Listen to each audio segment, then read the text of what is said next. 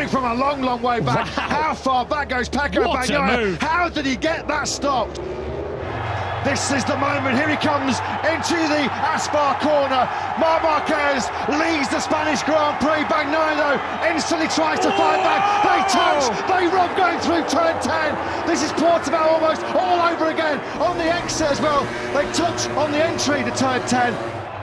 And once again, he fires on the inside of Bagnaia. He's going to run in wide again though. And Bagnaia on the cutback seizes the lead once again. Successive laps then here in Jerez. What a race. What a world champion. Pecco Winer reigns in Spain.